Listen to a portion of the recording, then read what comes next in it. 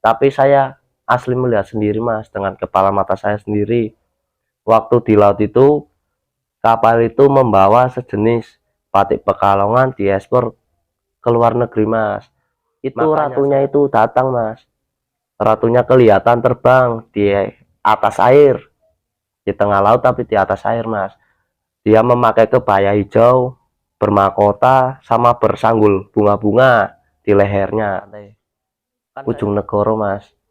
Ujung Negoro itu kan juga di sana ada istananya Mas. Istananya itu kan. Assalamualaikum warahmatullahi wabarakatuh. Kembali lagi di channel Lintang Misteri dengan saya Gus Mipin. Allahu Akbar, Allahu Akbar, Allahu Akbar. La ilaha illallah, Allahu Akbar. Allahu Akbar walillahil hamd. Tim Lintang Misteri mengucapkan selamat Hari Raya Idul Fitri. Mohon maaf lahir dan batin, minal aidin wal faizin bila Gus Muhyiddin banyak salah. Teman-teman Lintang Misteri yang sedang menonton mohon dimaafkan ya bila ada banyak salah kata atau disengaja dan tidak disengaja. Bagi teman-teman Lintang Misteri yang saya muliakan, semoga kalian sehat selalu, murah rezeki dan panjang umur dimanapun kalian berada. Semoga kalian selalu berkah dan berkah rezekinya, amin ya rabbal alamin. Bagi teman-teman Lintang Misteri, alhamdulillah kaos sudah mulai ready. Bila ingin pesan bisa hubungi WhatsApp saya 085784077707. Bagi teman-teman Lintang Misteri yang ingin menjadi narasumber, boleh nanti ada sebuah kaos dari Lintang Misteri. Nih kaosnya nih Mas narasumber juga udah memakai nih. Nah, kali ini Lintang Misteri sudah ada narasumber namanya Mas Erik. Mas Erik ini akan menceritakan pengalaman mistisnya. Sampai sekarang masih bekerja sebagai ABK kapal, dan beliau pernah ditemui sosok Ibu Ratu Dewi Lanjar. Dan juga Mas Erik ini pernah melihat kapal gaib. Tidak semua orang bisa melihat kapal tersebut. Oke, sebelum kita cerita, sapa dulu dong Mas Erik. Apa kabar Mas? Ya. Sehat? Sehat. Suaranya gedein dong. Ya. Sehat kan? Sehat. Puasanya selama sebulan penuh Mas? Ya kalau puasa ini saya nggak puasa Mas. Ada bolong-bolongnya, Ya, tapi bolongnya banyak atau puasanya yang banyak nih? Alhamdulillah 10 hari. Alhamdulillah, sehat selalu ya Mas ya, berkah ya. Ya siap Mas. Sudah siap. Alhamdulillah, Mas Erik sudah siap ingin menceritakan pengalaman mistisnya. Jangan di skip ya, biar teman-teman bisa mengambil hikmahnya dari Mas Erik cerita pengalaman menjadi ABK dan juga melihat kapal gaib dan Ibu Ratu Dewi Lanjar. Tak perlu lama-lama lagi, langsung aja ke ceritanya. Lintang Misteri antara ada dan tiada, mereka ada.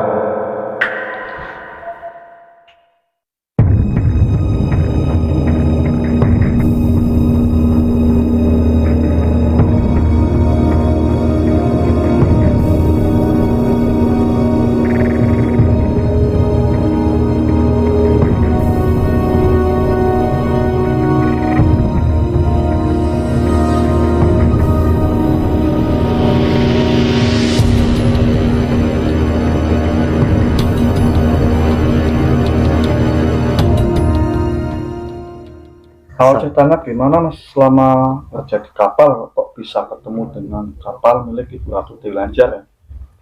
Ya kan waktu saya kerja di kapal kan dari siang kan sampai malam kerjanya Mas. Dari jam 4 pagi lah sampai malam, katanya jam 9, katanya jam 8 malam. Iya. Waktu saya habis narik jaringnya itu kan, saya kan udah nyampe Pati berapa jam sih kalau dari jam 4 sampai jam 8 malam itu? Ya itu kan terlalu lama kan Mas ya, kalau dibilang kan terlalu lama. Saya waktu habis beres-beres kapal biar bersih kan, saya lihat kapal itu yang saya tadi ceritain kan, kapal yang bersosok kapal gaib. Kapal gaib itu berwarna kuning seperti emas, tapi dia membawa batik Pekalongan. Batik Pekalongan itu kan ya kalau kata orang-orang bilang kan hanya mitos kan ya, Ya. tapi kan saya asli melihat dari kepala mata saya sendiri. Ya. Kapal itu bersandar di samping kapal saya yang saya ikut kerja itu. Lalu saya kan lihatin kan, karena saya yang melihat, saya lihatin waktu saya bilang sama teman saya katanya nggak ada kapal, tapi saya asli melihat sendiri. Ya. Makanya saya kan untuk mencari tahu yang lebih terdalam kan saya lihatin kapal itu mengirim sejenis batik Pekalongan ke luar negeri, Mas. Ke luar negeri itu kan dari daerah Jawa kan jauh ya. Ya. Perjalanan paling enggak 1 bulan kan kalau naik kapal. Makanya saya kan ingin cari tahu kapal itu, kalau firasat saya itu kapal dari Denayu Lanjar itu, Mas, yang saya tadi bilang kan kayak gitu. Kapal itu tersebut itu kapalnya kan kalau di Indonesia itu kan ada namanya kan, kalau kapal itu nggak ada namanya, Mas. Nggak ada tahun 2000 berapa, nggak ada. Itu ya kapal itu udah ribuan tahun, Mas. Kalau saya pikir-pikir dari kepala saya kan udah umur beribu-ribu tahun itu kapal itu. Dari kecilnya almarhum kakek sampai saya sebesar ini, Mas, saya melihat kapal itu berwarna kuning seperti Mas, tapi dia hanya membawa sejenis batik Pekalongan. Batik Pekalongan itu dilempar ke luar negeri, entah saya luar negerinya saya nggak tahu. Makanya saya kan menelusuri lebih dalam kan, waktu saya mau melihat kapal itu lagi, kapal itu hilang. Nggak taunya berapa menit ratunya itu datang. Dia menunjukkan sosok makhluknya itu di depan hadapan saya sendiri, tapi dia kan berbalik ke belakang. Saya cuma melihat belakangnya doang. Dia mengambang itu di atas lautan, Mas. Makanya saya kan nggak bisa melihat kakinya atau melihat sekujur badannya kan, saya nggak bisa. Saya cuma melihat dari belakangnya doang. Ya emang sih rambutnya panjang, kata orang itu sampai pantat lah. Rambutnya dia berpakai mahkota, berpakai kebaya hijau, berselendangan, lalu bersanggul bunga-bunga juga. Kan saya waktu mau cari tahu kan, ratunya itu terbang tapi mengayang, Mas. Jalannya ya kata orang itu lelet, cuman mengayang di atas laut. Waktu saya mau lihat lagi kok dia udah hilang. Saya kan nggak tahu hilangnya kemana kan. Dia buru-buru hilang, makanya saya nggak tahu. Lalu kan saya kerja lagi kan, waktunya saya kerjakan, saya kerja lagi, habis narik jaring kan waktunya jam makan. Saya makan semua, Mas, sama ABK kapal yang lainnya saya makan semua. Saya lihat lagi, Mas, ada seorang perempuan yang berpakai baju hijau kayak itu, kayak ratunya itu, tapi dia nggak pakai mahkota, cuman pakai kebaya sama bersanggul bunga-bunga. Makanya saya itu kan, itu orang beneran atau asli Denayu Lanjarnya itu kan saya nggak tahu, Mas. Makanya saya kan mau cari tahu, saya hanya cuman bisa cerita yang kayak gini kan. Waktu saya kerja di kapal kan, saya diangkat menjadi KKM. KKM itu kan sejenis menguasai mesin. Kalau di kapal luar kan itu dipanggil engine. Engine itu kan pekerja sebagai seorang mataris. Kan saya kan digaji, tenaga saya kan digaji di situ, Mas. Makanya saya kan nggak berani bikin kerusuhan apa atau bikin kesalahan apa, kan saya nggak berani kan. Saya tahu sih tenaga saya dibayar di situ. Makanya saya kerja patuh sama kaptennya, sama orang-orangnya, karena saya Indonesianya, Mas. Satu kapal itu ABK 30 orang itu orang Indonesianya saya doang, Mas. saya berteman itu sama orang Spanyol. Ya. Ya, orang Spanyolnya itu namanya itu Leo. Leo itu kalau sama saya akrab, Mas. Tidur ya tidur bareng, makannya bareng-bareng kayak gitu. Tapi kalau yang lainnya, ya kata orang itu kan saling bermusuhan ya kalau Ya. di kapal. Tapi saya kan sama Leo itu kan kerja dengan ketabahan hati saya, dengan kesabaran saya sendiri, buat nggak ada kerusuhan kan kayak gitu. Saya bekerja di kapal itu 2 tahun, Mas. 2 tahun itu kan waktu kapal 6 bulan nyandar sekali, dapat gaji kadang 30, kadang 40. Kan itu kan kata orang nggak cocok sama tenaga sih, Mas, ya. 6 bulan dapat gaji segitu. Tapi kan kalau kita kan harus saling menyukuri kan, karena itu penghasilan dari kita semua kayak gitu. Kenapa kita nggak harus saling menyukuri? Kan kadang sifat manusia kan berbeda-beda. Kadang ada yang kerjanya kayak gini terlalu capek tapi penghasilannya kurang kan kayak gitu, Mas. Tapi saya nggak pernah bicara kayak gitu, Mas. Karena satu, saya kerja ke sini untuk demi membahagiakan orang tua saya dan keluarga saya, Mas. Karena saya mempunyai cita-cita biar saya bisa membalas atas jasad pemberiannya bapak ibu sama Ya. nenek saya yang waktu saya bayi membesarkan saya, mengasuh saya sampai besar segini, sampai saya bisa kerja cari uang sendiri kan. Saya kan belum bisa membayar atas jasa-jasanya yang diberiin sama orang tua saya kan saya belum bisa, Mas. Makanya sebelum orang tua saya meninggal, saya harus bisa membahagiakan dulu, bisa menebus atas jasa-jasa orang tua saya dulu kan. Kayak gitu kan yang saya cari kan kayak gitu, Mas. Makanya saya kerja itu dari awal kerja ABK biasa sampai menjadi koki atau jegong atau KKM, saya jalanin semua, Mas. Ya. Karena itu kan demi masa depannya saya sendiri kan. Kalau saya pintar, orang kan nggak minta kepintaran dari saya. Saya ya wajib nyulurin kepada adik atau kepada keluarga yang kerjanya di laut juga kan saya bisa menyontohin ini kayak gini caranya, kalau mesin rusak benerin kayak gini caranya kayak gitu, Mas. Judulnya teman saya waktu dia belum bisa kerja di laut, saya ajarin cara kerjanya kayak gini. Kalau mesinnya rusak kita benerin yang ini, mesin belum jadi kita harus benerin yang apa lagi kayak gitu kan, Mas. Waktu dia pintar, Mas, dia sombong sama saya. Ya. Tapi kan saya anggap biasa karena hanya sekedar teman kan.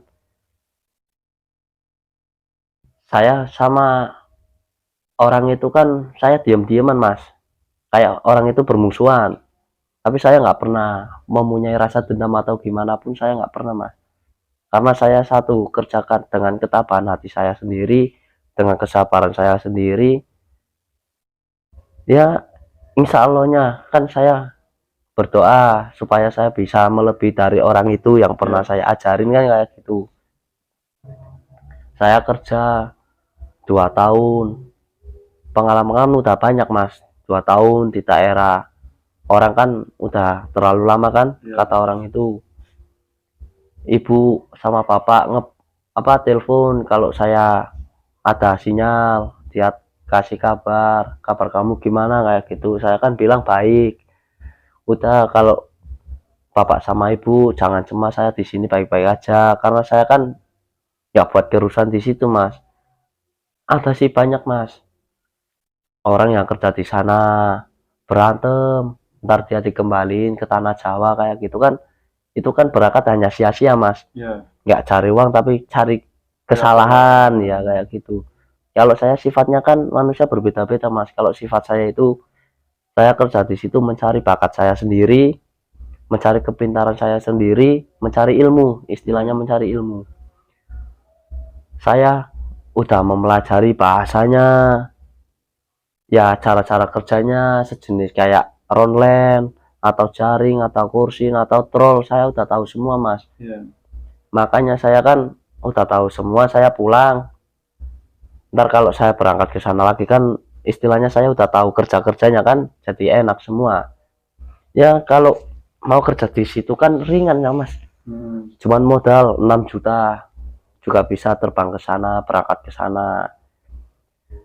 Kalau udah punya buku reguler kan itu enak Mas, bisa cepat diproses. Kita cuman mengisi data-datanya doang, namanya, alamatnya sini, Indonesianya sini kan. Kalau kita membuat kerusuhan atau kita kabur kan bisa dilacak Mas, daerahnya kita bisa dilacak. Tapi kan belum tentu dia bisa datang ke Indonesia. Kayak gitu Mas. Makanya kan seorang pekerja itu harus mempunyai rasa sabar. Jangan sampai mempunyai rasa mengeluh atau merasa capek. Karena itu udah kewajiban saya semua. Kewajiban kita yang bekerja di laut. Resikonya apa kalau di laut itu? Kerjanya kayak apa? Kita harus tabah. Jangan merasa pantang menyerah sebelum kita mempunyai seorang istri atau anak ya. Kata orang. Menafkahi seorang istri itu sama anak itu lebih susah Mas kerjanya Mas. Dibanding waktu lagi bujang semua kayak gitu kan. Ya kan bapak saya juga pernah bilang kayak gini, bilangnya kamu kerja itu masih muda, jangan pernah merasa ngeluh atau merasa capek atau merasa apa, intinya kamu kerja harus sabar kayak gitu Mas. Saya kerja sabar 2 tahun, saya pulang bawa uang 85 juta itu udah bersih Mas, sisa uang segitu. Saya ongkos naik pesawat ya diongkosin sana, saya naik kapal ya diongkosin sana, saya pulang hanya membawakan 85 juta. Ya alhamdulillah saya bisa benerin rumah, bisa beliin motor adik, bisa nyekolahin adik biar sekolahnya tinggi kayak gitu kan Mas. Itu hanya hasil kerja saya sendiri Mas. Iya, saya nggak pernah bantuan sama keluarga, nggak pernah minta bantuan sama temen. Selagi saya mampu cari uang sendiri Mas. Ya kayak gitu. Berarti berapa tahun Mas lama kerja sampai dari kecil sampai sekarang ya? Ya kalau dari kecil sampai sekarang, dari umur 13 tahun sampai mau umur sampai 24. Sampai 24 udah Ya, lama banget ya. udah lama Ya, banget ya. menjalani semuanya ya Mas. Ya, udah 10 tahun lebih lah. Sering kejadian janggal apa Mas bisnisnya terus pas waktu Mas awal cerita tadi ya, Ya. melihat kapal Mas memiliki durasi lancar dan juga mengirim batik ya di tengah laut Iya. ya. Kan waktu kapal itu kan saya melihat kapal itu kan dengan kepala mata saya sendiri Mas. Saya lihat kan kapal itu kan nyandar di pelabuhan Pulau Parangtritis. Tapi kan kapal itu kan orangnya situ juga tidak bisa melihat kapal itu Mas. Iya. Cuman keajaiban saya kan ya yang bisa melihat. Saya melihat kapal itu kan membawa sejenis batik Pekalongan, dia mengekspor di luar negeri Mas. Entah saya tahu di luar negerinya mana kan saya nggak tahu. Iya. Ya pernah ada berita juga sih masuk TV, kapal dari daerah Jawa mengekspor batik Pekalongan di luar negeri kan ada beritanya juga. Mungkin tahu kapal itu yang saya lihat kan saya tidak tahu kan, cuma di berita. Tapi saya asli melihat sendiri Mas dengan kepala mata saya sendiri. Waktu di laut itu kapal itu membawa sejenis batik Pekalongan diekspor ke luar negeri Mas. Makanya saya kan cari tahu kan, saya liatin terus. Entah bagaimananya, ujung-ujungnya bagaimananya kan saya liatin terus. Waktu saya lagi meliatin Mas, kapal itu kan jalan lagi ya sekitar 4 mil 5 mil lah, kapal itu hilang sendiri Mas, udah nggak kelihatan. Makanya saya kan bingung waktu saya lihat kapal itu udah hilang, itu ratunya itu datang Mas, ratunya kelihatan terbang di atas air, di tengah laut tapi di atas air Mas. Dia memakai kebaya hijau bermahkota sama bersanggul bunga-bunga di lehernya. Kan saya bingung, mungkin dia Nyi Loro Kidul atau Den Ayu Lanjar. Masalahnya kan pakaiannya kan sama semua Mas. Kalau Den Ayu Lanjar itu kan penguasa lautan utara, Kalau yang Nyi Loro Kidul itu kan pantai selatan, penguasa pantai selatan. Makanya saya kan waktu melihat kapal itu kan saya di laut, ya termasuk di barat lah istilahnya. Kan saya dari Pelabuhan Batang kan saya lurus terus ke utara, lalu saya kan petakan ada yang menggok, ada yang lurus. Saya menggok yang ngiri mas, yang ambil barat. Saya turun di Pulau Parangtritis itu, saya melihat kapal itu mas. Kapal itu kan membawa sejenis batik Pekalongan itu. Lalu batik Pekalongan itu kan udah diekspor ke luar negeri, tapi waktu saya melihat lagi kapal itu jalan, lalu kapal itu hilang, entah saya melihat lagi mas. Makanya saya bingung kan, saya tengok kanan kiri depan belakang, saya melihat ratunya itu mas. Ratunya itu menunjukkan dirinya di atas air, tapi berpakaian hijau, kebaya itulah, kebaya berwarna hijau, lalu bermahkota, bersanggul bunga-bunga, tapi nggak pakai kereta apa-apa mas, cuma dia mengambang di atas air. Itu mengambangnya jalan kaki atau terbang mas?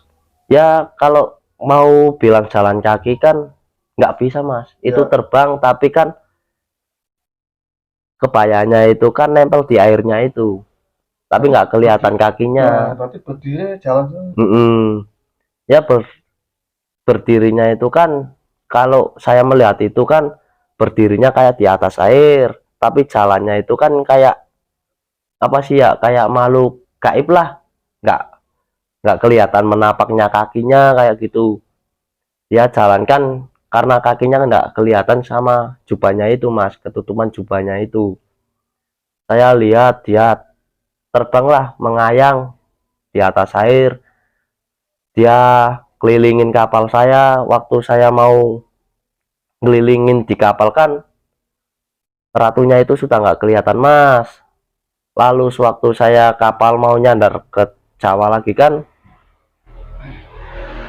saya pernah dapat kabar di kontak, katanya kalau Pulau Tritis itu kan, Parangtritis itu kalau 1 tahunnya kan membuat tasyakuran laut.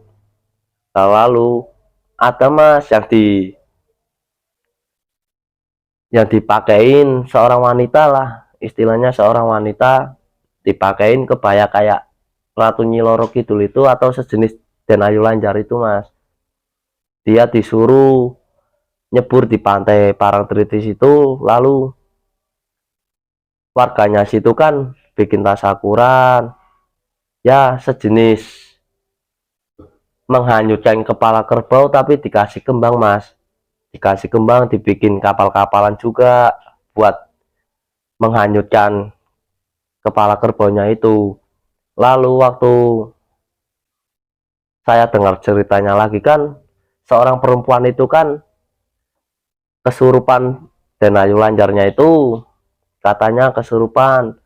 Dia minta mas 1 tahunnya harus bikin kayak gitu terus, kalau nggak bikin pulau itu akan hancur, akan tenggelam lah, kata orang itu akan tenggelam. Makanya sewaktu yang kerja di laut itu kan mas ya, waktu masih kerja di laut kita jangan bilang sembarangan di tengah laut, jangan pernah bilang saya pernah lihat Nyi Loro Kidul atau Den Ayu Lanjar, itu bisa kejadian karena kemurkaan Den Ayu Lanjarnya atau Nyi Loro Kidulnya mas. Judulnya saya melihat sendiri ya, saya nggak boleh bilang-bilang sama orang yang lain waktu saya di laut. Kita harus pendam merasa takut saya sendiri biar sampai rumah. Waktu saya sampai rumah kan saya bilang sama almarhumnya kakek sama bapak. Kakek sama bapak saya juga bilang, almarhum kakek saya juga bilang kayak gini katanya, kakek juga pernah dilihatin sejenis kayak gitu Rick. Makanya saya kan tanya-tanyaan sama almarhum kakek bilang kayak gini mas, waktu Den Ayu Lanjar itu kan dulunya kan bernama Siti Khadijah. Siti Khadijah itu seorang putri mas, tapi saya entah ya, saya belum tahu dari kerajaan mana atau dari istana mana, saya nggak tahu. Dia bunuh diri karena mau dinikahin sama pangeran yang dia tidak sukai mas. Dia terjun ke laut Selamaran, pantai Selamaran itu kan yang di dekat Pekalongan. Dia membuat istana mas, sejenis keraton di tengah laut. Ya keratonnya itu tidak jauh dari pelabuhan kapalnya Pekalongan mas. Dia deket bikin keraton di situ. Makanya orang bilang kan yang bekerja di Batik Pekalongan itu kan harus suci semua, nggak ada yang badan kotor. Itu karena itu kan bukan orang biasa mas, orang gaib semua itu. Makanya kadang Batik Pekalongan setiap tahunnya kan semakin naik penghasilannya, semakin besar. Makanya kayak gini mas, saya kan harus mencari tahu lebih dahulu lagi kan. Saya tanya-tanya sama warganya Pekalongan itu, katanya emang benar dia bunuh diri di situ. Ya pertama bunuh diri kan bernama Siti Khadijah, lalu ada seorang perempuan mas main ke pantai itu namanya Putri Lana. Putri Lana itu kan dia udah meninggal juga, udah termasuk almarhum lah istilahnya. Dia pernah disembuhin sama kiai siapa tuh namanya saya belum tahu juga ya. Kiai itu berpakai jubah hitam, berpakai belangkon, lalu dia menyembuhkan kan di pantai Selamaran. Waktu pantai Selamaran belum bagus mas, masih banyak pohon-pohonnya cemara atau pelabuhannya kayak gitulah, lagi batu-batu semua, belum dibikin pelabuhan kayak pelabuhan kapal kayak gitu kan. Lalu Putri Lana itu bilang mas, Putri Lana itu bilang jangan pernah membuat kerusuhan di pantai ini atau membuat isu disitulah, mesum, kata orang itu mesum. Kita wajib berpacaran di pantai mas, tapi jangan menyentuh barang yang dilarang sama ciptaan Tuhan. Apalagi kan kita belum mukrim itu kita belum menjadikan seorang wanita itu istri kita sendiri. Kita jangan pernah menyentuh di depan pantainya situ mas, di dekat pantai situ. Makanya kayak pantai Sigandu Batang kan setiap tahun kan itu airnya semakin nanjak ke darat, sebab itu banyak mas yang berbuat mesum di situ, banyak juga yang berbuat mesum di situ. Dari ujung pantai Sigandu sampai ujung pantai ujung Negoro mas. Ujung Negoro itu kan juga di sana ada istananya mas. Istananya itu kan berada tiga itu dari sumur 7 sampai gua Suratama, tiganya alas robannya itu mas. Itu kan terkenal pulau paling gaib semua mas, terkenal pulau paling gaib itu semua kan. Ya kata orang itu ada barang yang tidak bisa kita ambil, atau ada sejenis pustaka, sejenis keris atau kaman-kaman apa kan, kalau kita belum mempunyai ilmu yang besar kan kita tidak sanggup mengambilnya.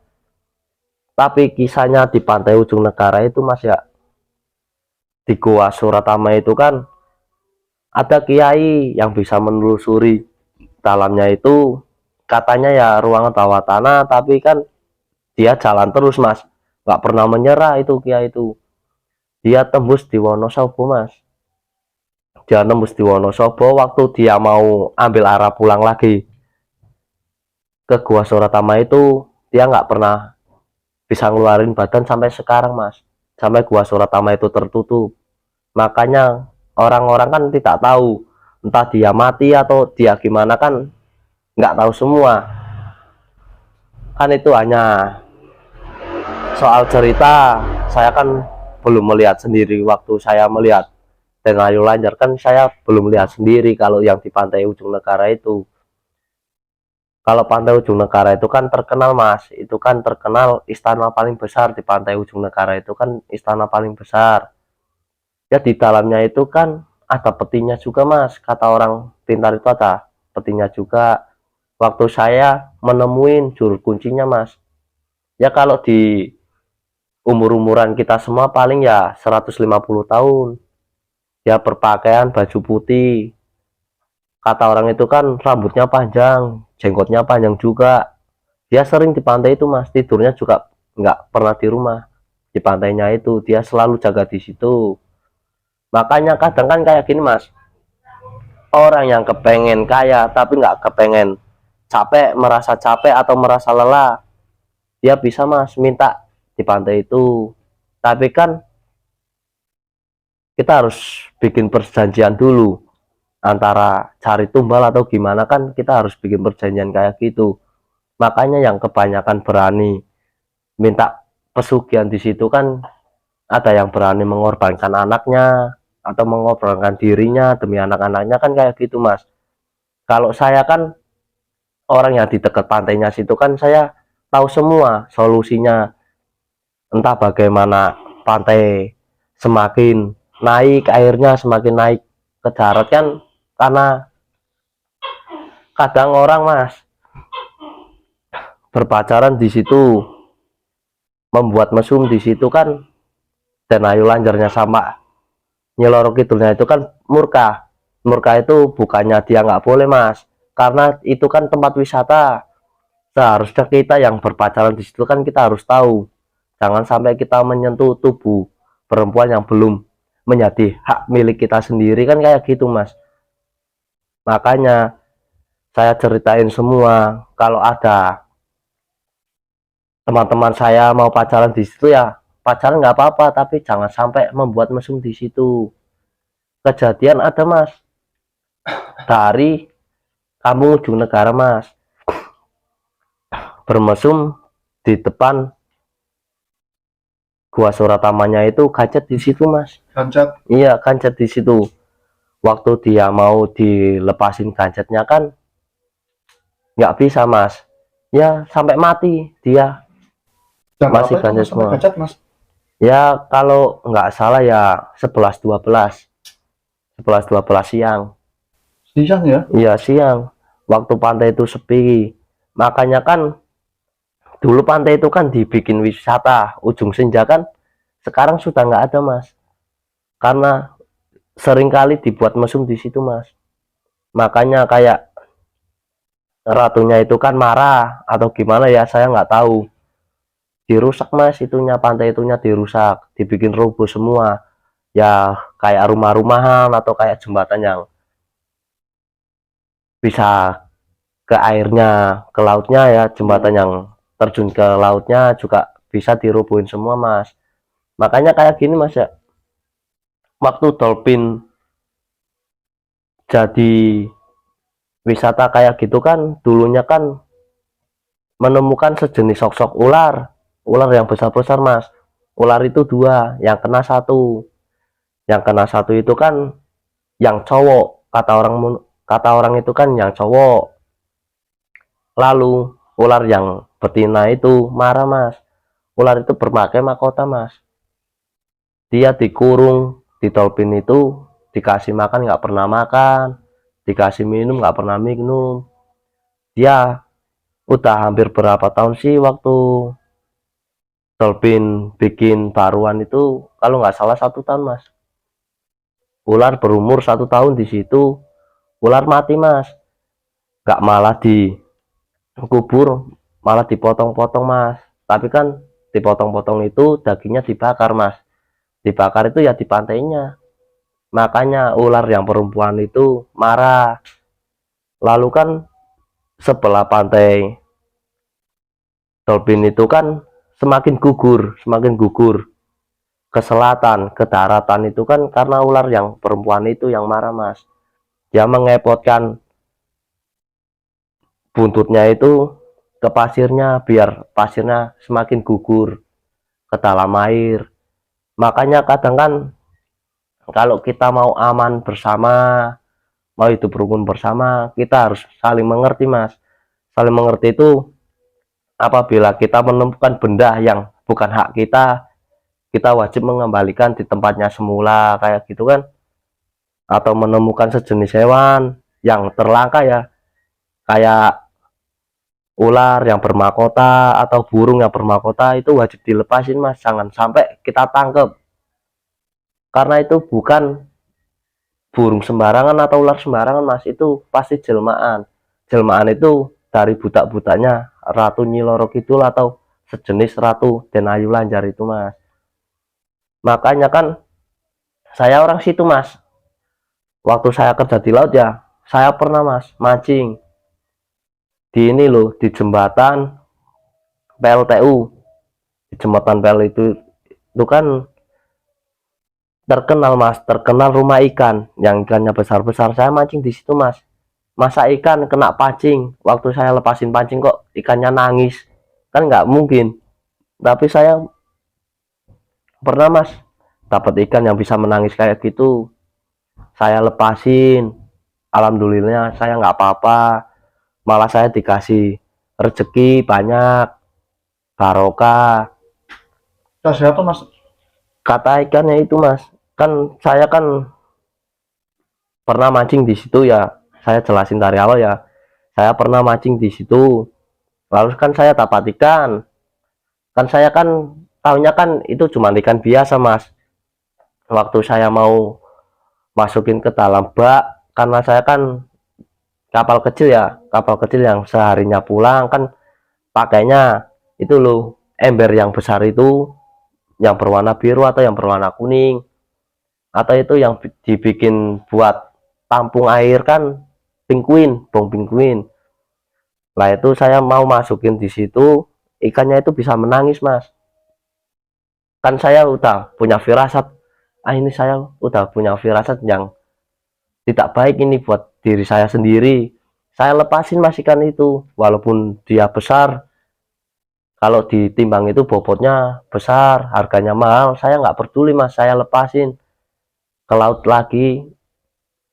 Waktu saya lepasin ikan itu kan saya mancing lagi mas, mancing lagi, saya dapat ikan mas, dapat ikan biasa tapi besar mas.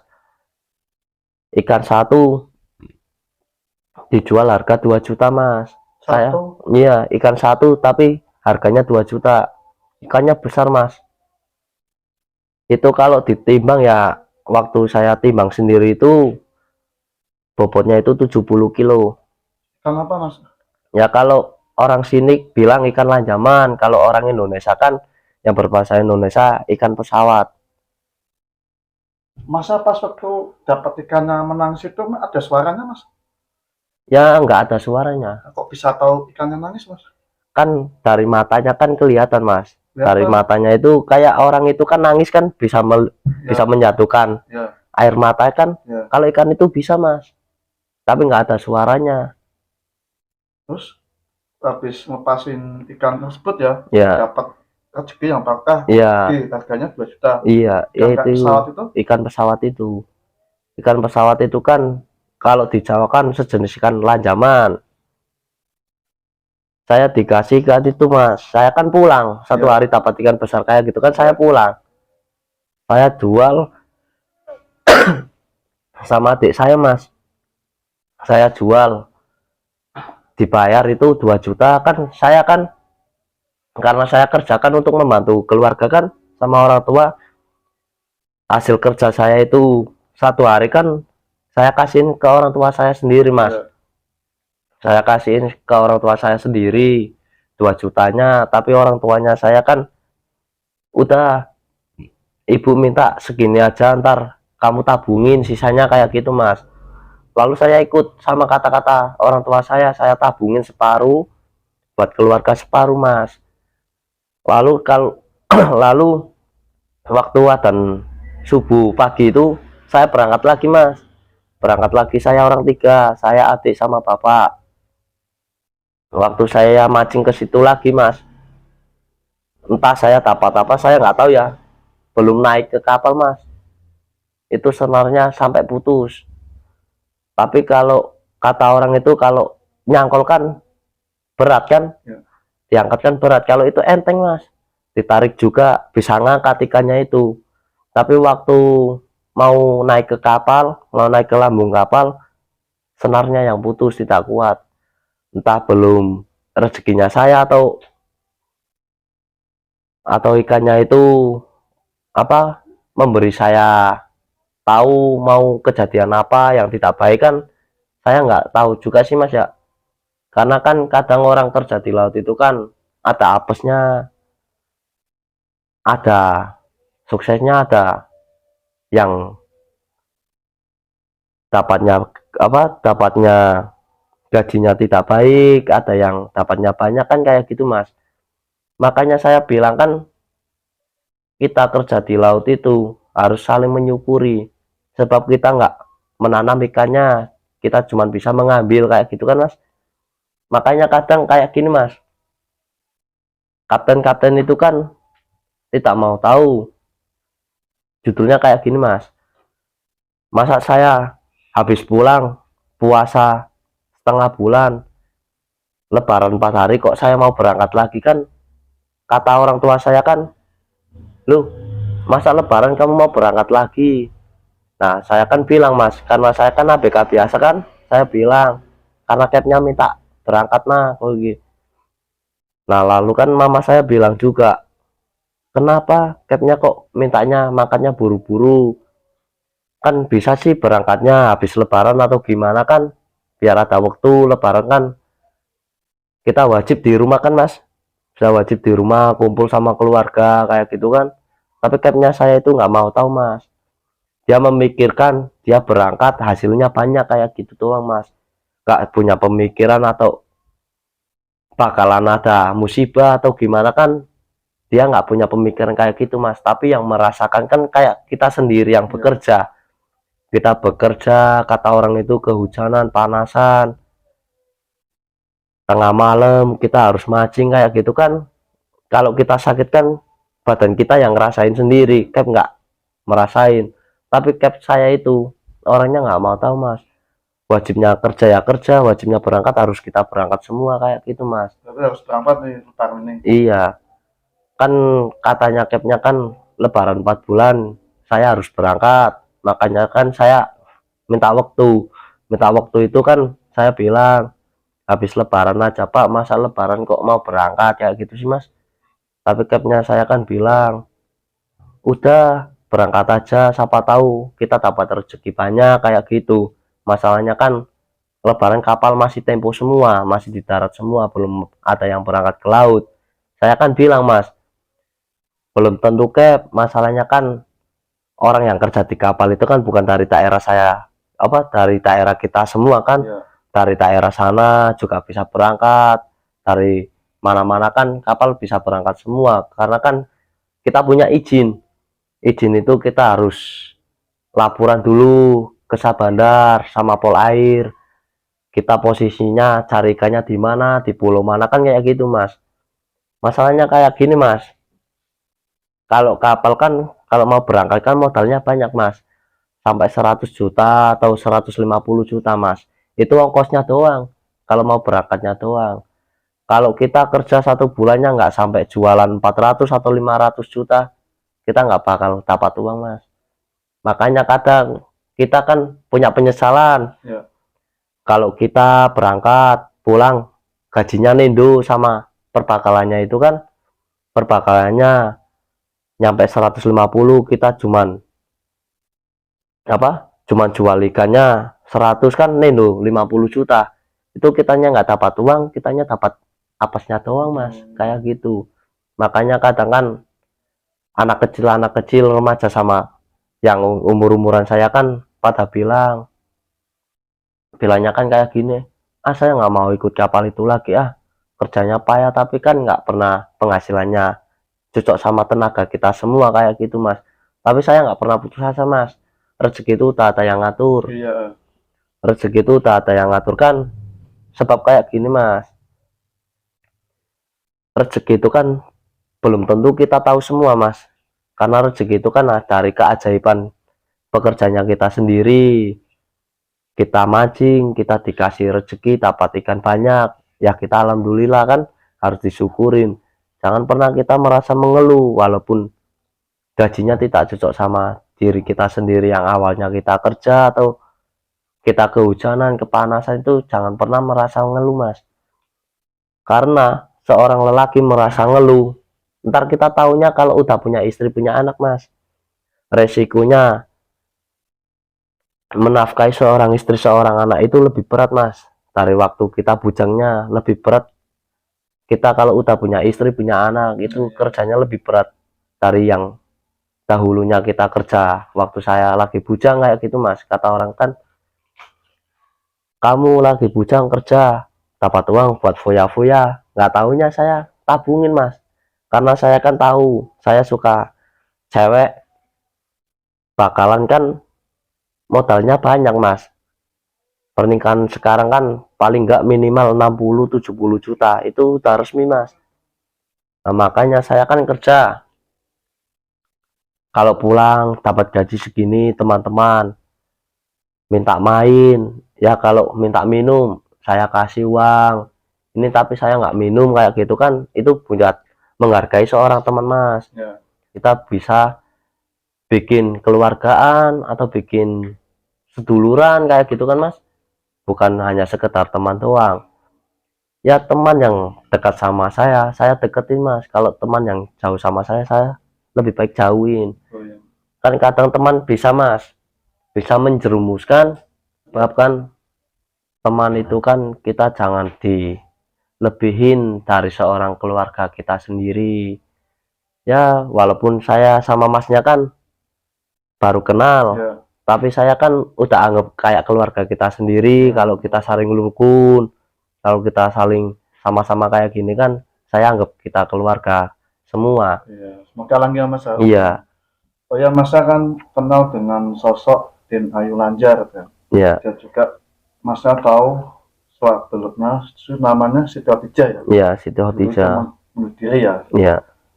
Den Ayu Lanjar sama Dewi Lanjar bedanya apa, Mas? Kalau Den Ayu Lanjar itu kan udah diangkat menjadi ratu. Ya. Kalau dulunya kan sebelum jadi ratu masih jadi bujaknya Nyi Loro gitu kan, dia disebut nama Dewi Lanjar.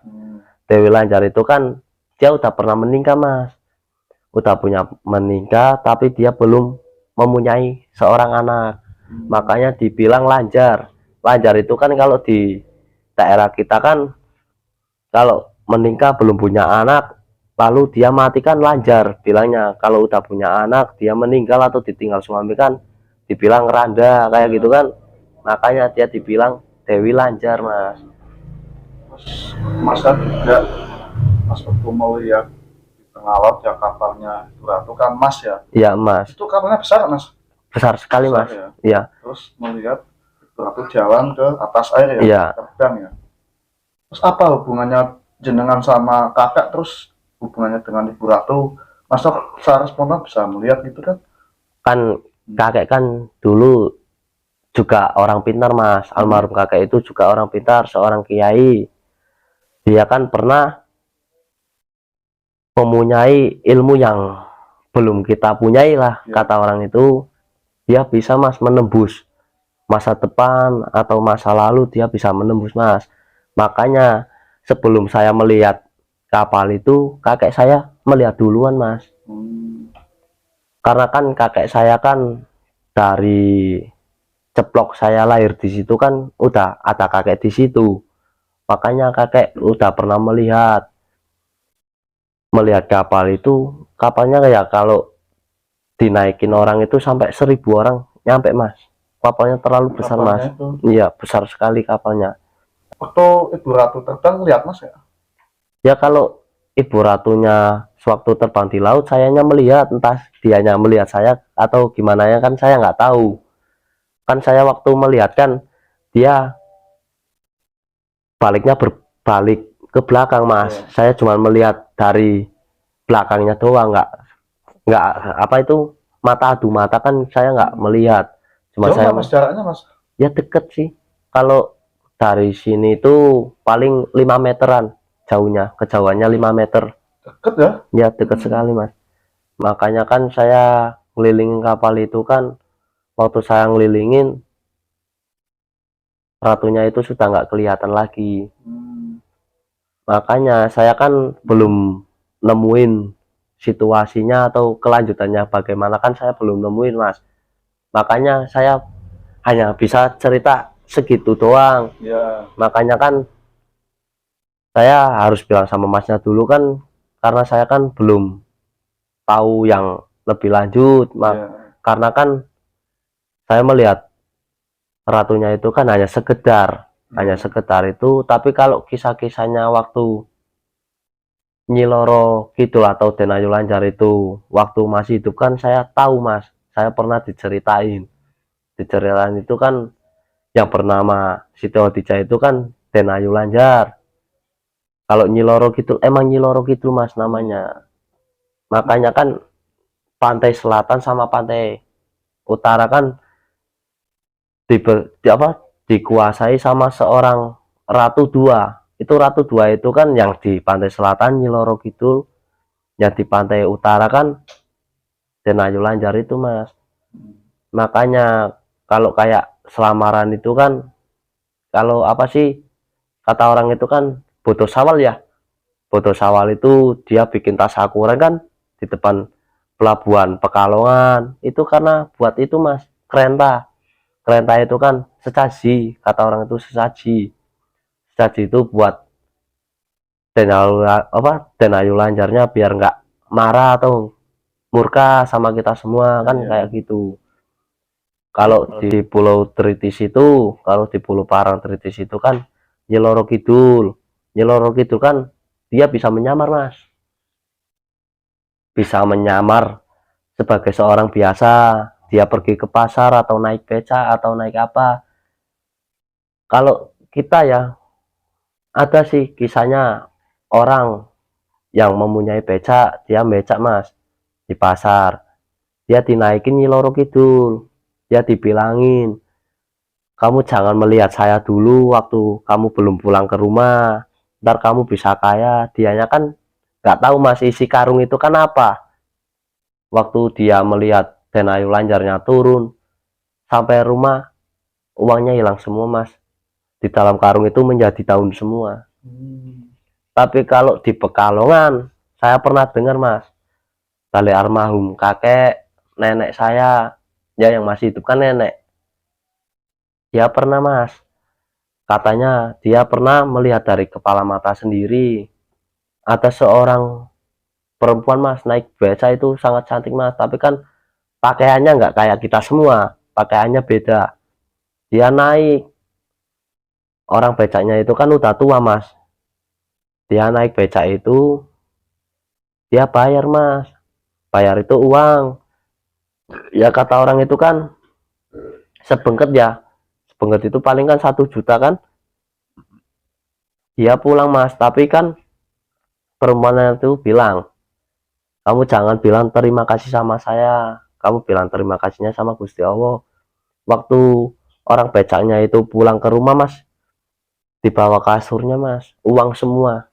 Bawa kasur? Iya, dibawa kasur uang semua.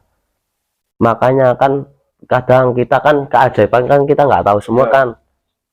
Dulu saya pernah juga mas nemuin kayak koper di depan pantai sini ya, kayak di pelabuhan kita kan pantai Pasir Sari.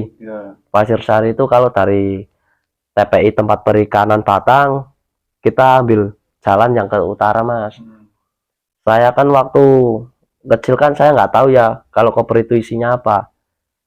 Saya koper itu kan saya bawa pulang mas, malah saya dituduh nyuri.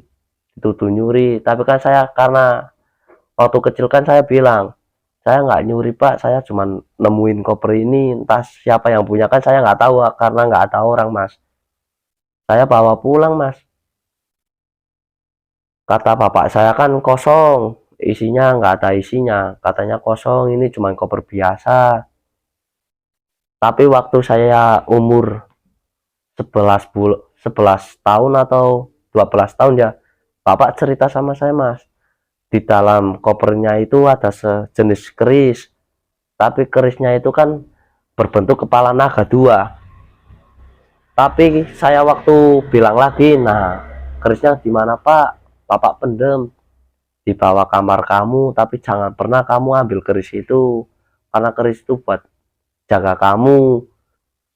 Nah, saya kan bilang Mas, saya kan belum tahu sih ya, saya bilang terlebih dalam, saya bilang emang kenapa Pak? Enggak, ya boleh saya ambil, katanya kalau kamu ambil lautan sini bakal tenggelam semua, daratan sini, katanya kayak gitu Mas. Ini pusaka ini bukan pusaka sembarangan. Kan saya takut Mas, waktu Iya. itu kan saya takutnya kan kalau saya ambil tenggelam beneran gimana, kan saya kayak gitu Mas. Pusakanya berarti di bawah kasur Mas? Ya dipendem di bawah tanah, tapi di bawah kamar saya. Kan saya kan nggak pakai amben, pakainya kan supreme bed. Itu di bawah supreme bed saya kan, waktu pakai tanah kan dipendem, lalu kan di keramik, makanya saya nggak tahu Mas di bawah yang mananya, yang sininya kan saya nggak tahu karena saya nggak melihat. Tapi saya sering Mas ngerasain waktu saya tidur, kok rasanya badannya dingin, kadang ya gerah, kadang ya rasanya panas, mungkin karena dari kodamnya itu keluar, kan saya nggak tahu dari. Iya, kayak mau tidur kayak nyaman, kok enggak kok setengahnya nyaman kayak gitu kan. Tapi waktu saya itu Mas ya, saya pernah Mas, waktu saya habis mandi, saya kan habis pakai baju kan, kalau habis mandi kan saya jongkatan, rambutnya kan dijongkatin. Saya lihat Mas, orang cantik sekali, kan saya kira kan ibu saya atau kakak saya kan, karena kakak saya juga cantik sih kata orang itu kan. Saya liatin terus, kok badannya kok kecil, kalau kakak saya kan gemuk-gemuk semua, keluarga saya kan gemuk Mas, kok ini badannya kecil, siapa sih? Saya liatin lagi Mas, dia pakai apa, baju putih. Masnya kan ada hubungannya dengan beliau ya? Ya. Kita dari tadi gue merinding sekali Mas. Ini diluruskan ya Mas ya? Ya, dilurus. Ibu Ratu kan kadang orang-orang menyatakan ada pesugihan dari Ibu Ratu Tilaja. Iya. Sebenarnya yang orang melakukan pesugihan itu, ritual pesugihan itu dengan Ibu Ratu langsung atau ada sosok lain yang menyamar Ibu Ratu Mas? Ya kan, saya kan ya, kalau fiktif dari otak saya sendiri ya Mas ya, kan orang-orang kan berbeda-beda Mas, tapi kalau dari firasat saya ya itu asli ratunya Mas, cuman dia menyamar seorang biasa. Langsung pesugihan dari Ibu Iya, Ratu? asli dari ibunya ratu. Makanya kan kayak gini Mas, kita kalau mencari kesugihan, kalau kitanya nggak mau capek kan kita harus mengorbankan salah satu keluarga Mas. Nah itu resikonya di situ. Makanya saya suka memilih hidup sederhana kayak gini Mas, karena saya pengen kumpul sama keluarga nggak apa-apa kayak gitu kan, saya kepengennya kayak gitu Mas, hidup rukun bareng, hidup rukun bersama kayak itu kan. Saya nggak kepengen Mas, walaupun saya melihat tetangga-tetangga saya kaya-kaya semua, punya mobil, rumahnya tingkat-tingkat semua, saya nggak kepengen. Oh, iya. Karena itu dari uang haram semua Mas. Saya sih kepengen kan saya bisa hidup rukun sampai tua saya nanti, sampai saya punya anak kan, kita harus bisa melihat orang tua kita sendiri sewaktu belum dia meninggalkan, kita harus saling hidup rukun bersama kayak gitu kan Mas. Lalu waktu yang ratu itu nyamar jadi orang itu kan, dia berkata Mas, berkata itu, apakah kamu sanggup mengorbankan salah satu keluarga? Tapi kan orang kan masing-masing Mas Ya. Ada yang mengatain ya saya sanggup mengorbanin. Berarti yang penting Ibu Ratu sudah menawarkan dengan cara spontan ya Mas. Iya. Jadi kalau itu harus atau keluarga yang jadi korban atau gimana gitu Mas untuk pesugihan ya. Tapi ini demi keamanan bersama, cerita nggak bisa lanjut. Demi kenyamanan bersama, cerita ini kami tutup ya. Ini beliau Ibu Ratu sudah datang ke sini. Hadir di mana Mas? Di belakang kameramen. belakang kamera ini Burato sudah hadir di belakang kamera sangat Ya. sekali ya. Ya saya juga merasa Merasa ya Mas. ya juga merasakan kalau dia datang, karena kan saya nggak ngucap salam dulu kan. Ya. Ya makanya saya kan minta tolong, saya sebelumnya saya minta tolong jangan pernah ganggu, karena saya udah melanggar peraturan, saya nggak ngucap salam dulu kan. Saya makanya minta maaf dulu sebagai penonton yang udah melihat YouTube ini kan. Saya mau berbilang terima kasih, saya mau tutup dulu karena Ibu Ratunya kan datang ke sini nyamperin saya. Beliau bilang kalau ini kan jamnya udah kelewat harus ditutup dulu. Ya masalahnya kan kayak gini ya, bukannya saya nggak mau lanjut karena dia kan takut marah. Dia udah bilang sama teman-teman, dia udah di belakang kamera juga sih. Iya. Saya juga bisa melihat kalau dia datang ke sini. Makanya di belakang Mas. iya di belakang. Makanya saya tutup aja. Maaf kalau saya punya salah sama kalian atau sama Bu Ratunya itu, saya minta maaf. Makanya saya ini tutup dulu ya. Assalamualaikum warahmatullahi wabarakatuh. Ini suasana dinginnya Mas, ada dingin kayak ini kan energinya dinginnya Mas. Iya besar, energinya besar. Ini sampai sempat nggak bisa ngomong ya. Iya. Berarti hubungannya jenengan sama Ibu Ratu apa Mas?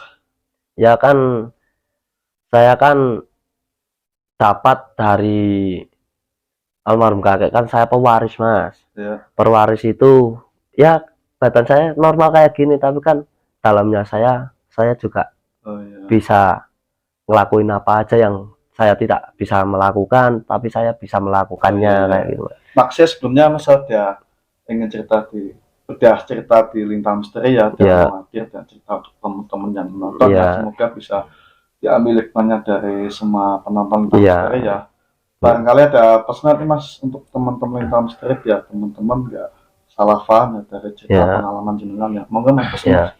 Ya terima kasih ya buat teman-teman yang udah menonton YouTube ini dari Lintang Misteri ini. Saya mengucapkan terima kasih untuk kalian semua yang udah melihat YouTube ini, yang udah menonton. Ya awalnya saya minta tolong kalian jangan pernah membuat kerusuhan yang kalian tidak sukai atau gimana ya. Kalian ya wajib berpacaran atau gimana, tapi jangan sampai menyentuh barang yang dilarang, karena kalian belum menjadi haknya perempuan itu.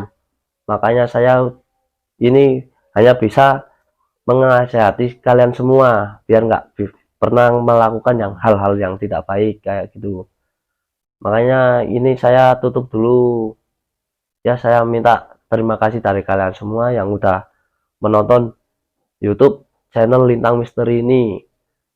Saya mengucapkan banyak terima kasih untuk kalian semua. Assalamualaikum warahmatullahi wabarakatuh. Kapan-kapan bisa podcast lagi ya Mas ya? Iya. Seperti ceritanya lainnya Mas. Iya.